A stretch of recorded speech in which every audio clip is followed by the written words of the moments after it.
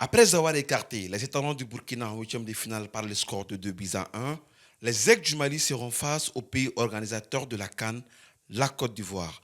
Ce samedi à partir de 17h GMT au stade de la Paix des Boaké pour une place en demi-finale. Quel est l'enjeu de la rencontre?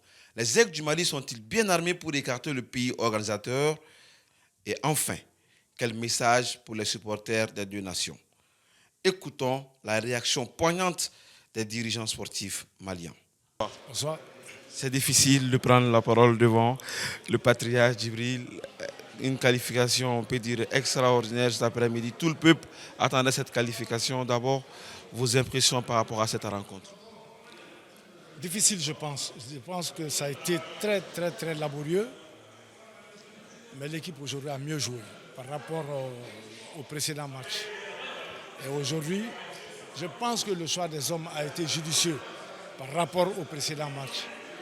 Moi, j'avais dit qu'on avait 52% de chance contre cette équipe du Burkina. Cela s'est justifié parce qu'à chaque fois qu'on rencontre le Burkina, c'est difficile. Eux, ils ont l'engagement. Nous avons la technique un tout petit peu au-dessus. Ça a été justifié encore et la hiérarchie a été respectée.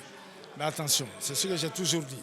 Si nous voulons remporter cette coupe ou si nous voulons aller de l'avant, il y a des occasions qu'on ne manque pas. Il faut qu'on soit plus lucide devant les buts. En tout cas, les enfants nous ont montré aujourd'hui quelque chose et moi, personnellement, je suis satisfait de l'encadrement pour une fois. Je suis satisfait de l'encadrement. Parce que non seulement le choix au départ, l'équipe de départ m'a donné satisfaction, les changements par rapport à l'évolution de la rencontre aussi n'ont pas été mauvais. Mais il faut le dire, par moments, on a joué d'une manière confuse. Par moments, on a été lucide et l'équipe s'est retrouvée. Mais il faut que tout cela soit judicieux pour les prochaines rencontres pour qu'on puisse s'en sortir parce que le prochain match, ça va être très, très, très difficile. Vous avez eu la chance de commenter autant de matchs. Ce match Côte d'Ivoire-Mali, ça s'annonce comment, très cher doyen? Difficile, pour ne pas dire impossible. Il ne faut pas se leurrer. Hein?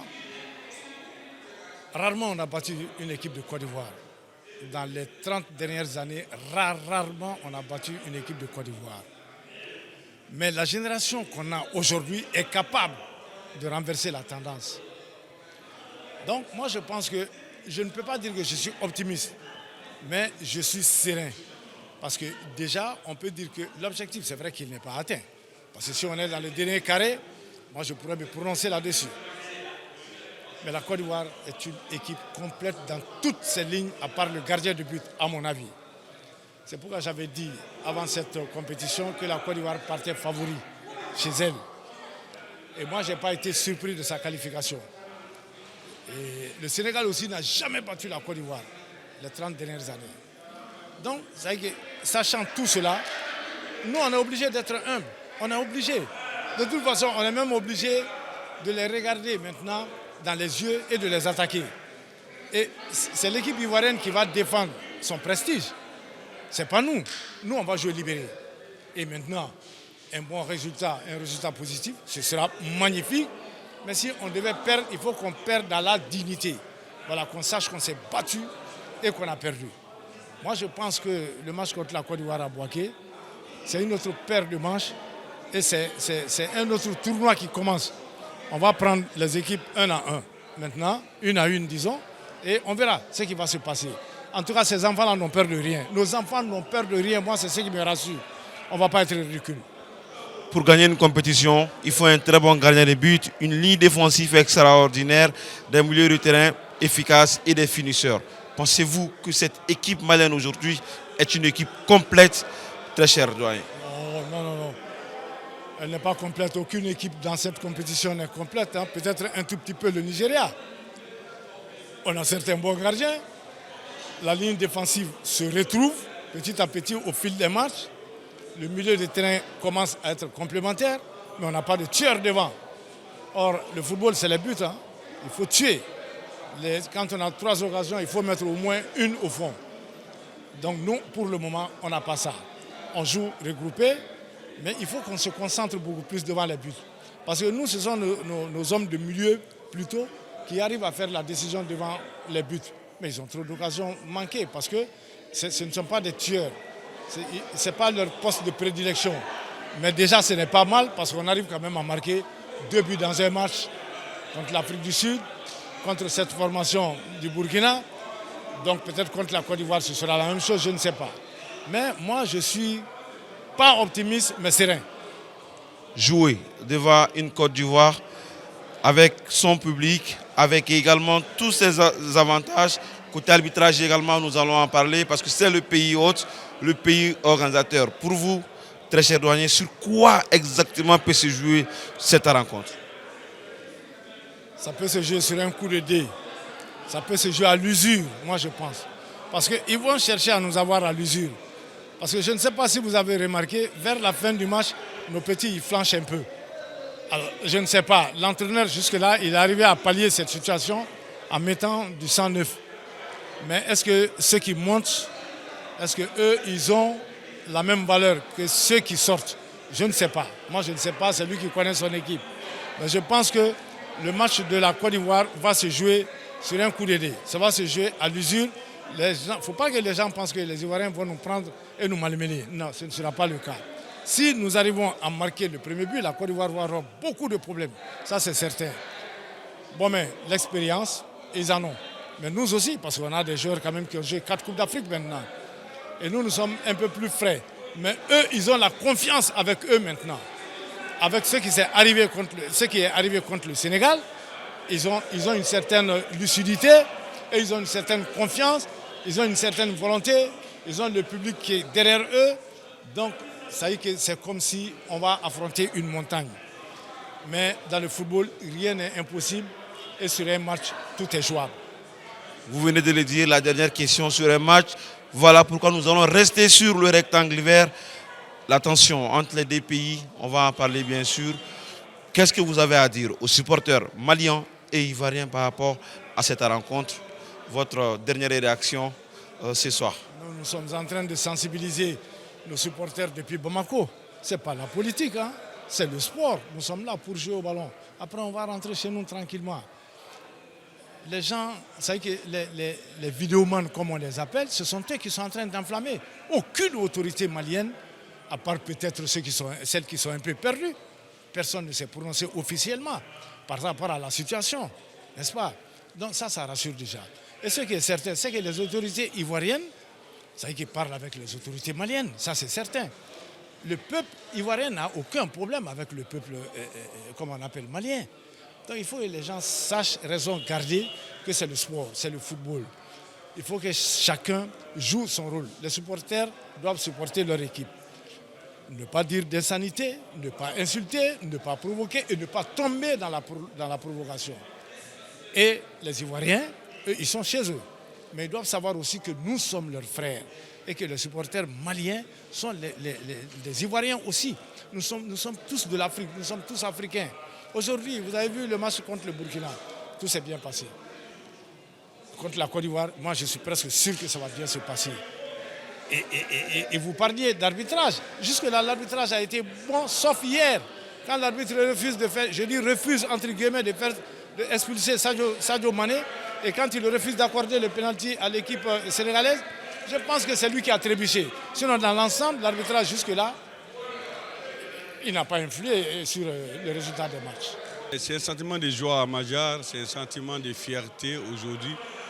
Je suis cette équipe depuis plus d'un mois maintenant, depuis Kabbalah jusqu'à maintenant. Les jeunes nous avaient promis, président, on va gagner les signes indiens. Comme vous le savez, ça fait plus de 4 cannes qu'on ne franchit pas ces caps, parce que là, il y a 2 cannes tout juste, on était sortis au 8e et les 2 fois, autres on était sortis au premier tour. Les jeunes ont vu tout ce qui a été fait pour eux, d'abord par le gouvernement du Mali qui a eu à mettre les jeunes dans toutes les conditions à Kabbalah et à payer toutes les primes de qualification. La fédération malienne aussi avec le ministère des Sports se sont donné la main autour de cette équipe-là. Et depuis un mois, on est autour de cette équipe. On a compris qu'il y a une autre idéologie, il y a le patriotisme, les jeunes sont très très engagés et ils nous ont promis qu'ils vont vaincre ces signes indiens. Ça a été fait. le match n'a pas été facile, on s'attendait à cela parce que face à une équipe burkinabé qui est très physique, tout le monde le sait, très engagée, il fallait la magie des coachs pour pouvoir les vaincre et Eric l'a fait. Eric l'a fait, ce n'est pas encore terminé. Vous l'avez dit au début, 7 matchs, on est là pour 7 matchs. Là, c'était le 4e. Il reste 3 matchs à aller chercher. Mais le 5e match, ça sera contre le pays hôte, la Côte d'Ivoire, devant son public. Ça sera à Bouaké. Vos impressions? C'est l'adversité qui nous grandit. Vous avez vu, même aujourd'hui, à Kourougou, on avait l'impression qu'on était à Abidjan. Parce que là, sur les 10 000 et quelques supporters, il y avait beaucoup plus de supporters qui étaient contre nous que pour nous, il faut le dire. Mais les jeunes se sont transcendés. Vous avez vu quelle bataille ils ont eu à faire lors de la seconde période surtout pour pouvoir maintenir ces résultats.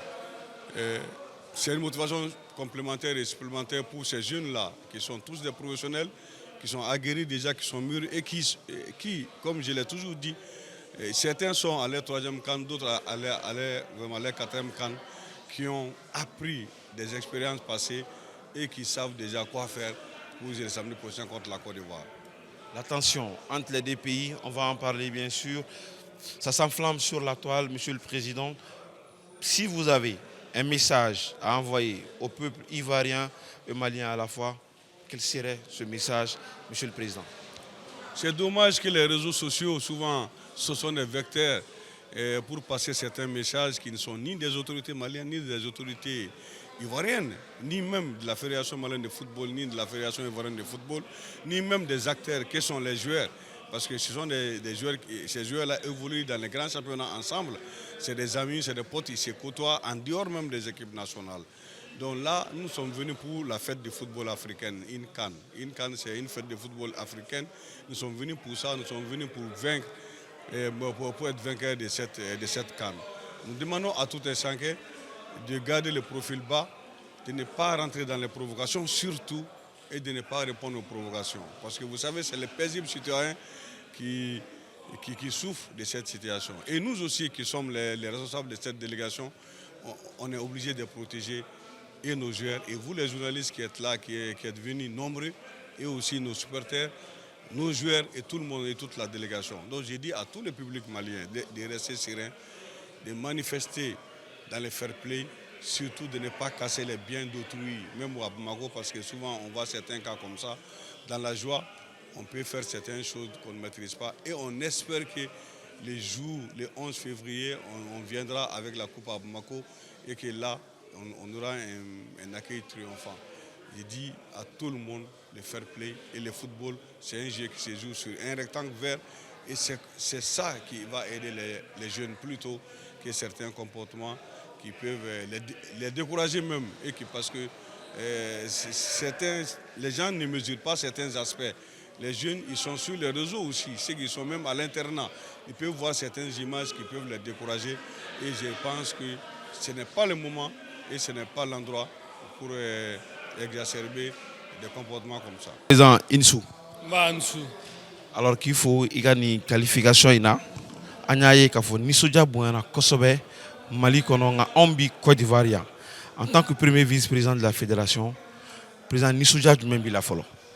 Au niveau Nissoudja Toka Tasma Fara, Tasma Fia, Dajiba Fara.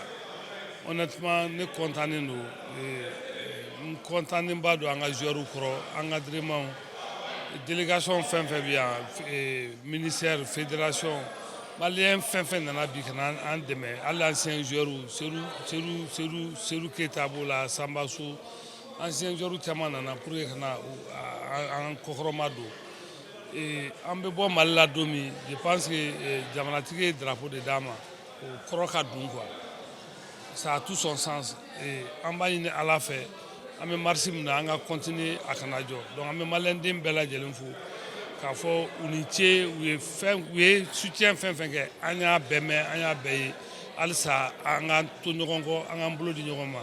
Et chaque fois, nous malins dira que boulot d'ignorement, avec la nimisi ou wasabe sera là. Samedi, Côte d'Ivoire, Mali, Baden Jamana Flaro présent, Angon amena match wolo vladeke, samedi doé match Durunai, à quoi vous choisi? Bon, comme il y a tout le monde, depuis qu'on a d'amener, ça veut dire qu'on a des match par match. On est fourri là, on est fouillé là. On a objectif de mieux, on a coupé de quoi. Donc, on a adversaire calculé qu'il faut, on a une bébé, on a une mangabe. On a une mangabe, on a fait un coup de il y a une adversaire évité. Donc, on a match par match. On a banabi, on a plié pour blague. On a les sons font tirer, maintenant on concentré samedi de Taka. Donc, Côte d'Ivoire en Teroudou, en Badoundou, bon, ni balkanisation arrêtée, on sait à fois à Bédjamana Keleni. Donc, il n'y a pas de problème. On a football, on a tout, on a fair play. On va attendre après les 90 minutes. On va continuer dans la clongue. Et on va y faire un message content outil qui fait que c'est pas bon. On a tout droit, on a ballon cadre. Je suis Madame Kayatou Aou.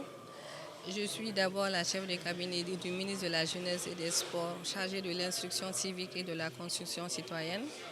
Et en même temps, je suis la présidente de la Commission nationale d'organisation et de mobilisation autour de la CAN. Alors, très belle qualification des Aigles ce soir, on est tous contents.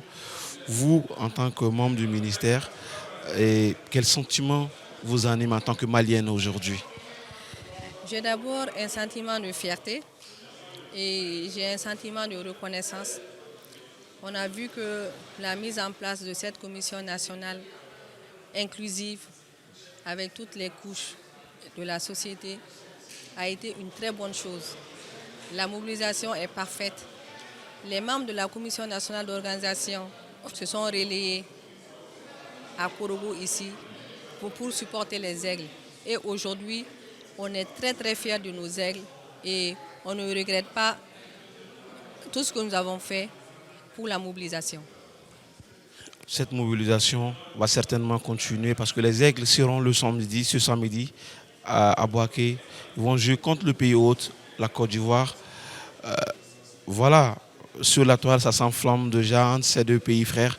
Quel message, en tant que membre du ministère, vous allez distiller par rapport à ces deux nations? D'abord, il faut appeler les gens à l'apaisement.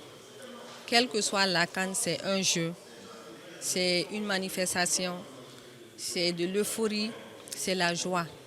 Il faut appeler tout le monde à l'apaisement, qu'on fasse un fair play, que le meilleur gagne dans la dignité, dans le respect, que nos deux peuples se respectent, qu'on joue ensemble. Aujourd'hui, on a joué contre le Burkina Faso.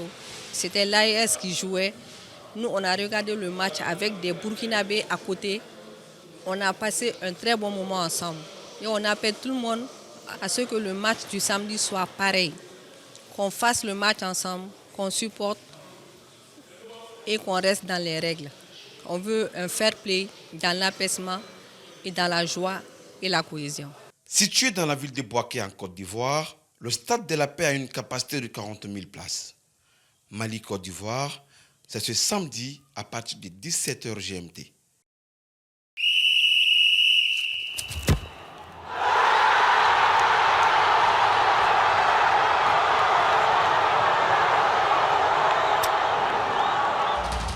Vivons la CAN.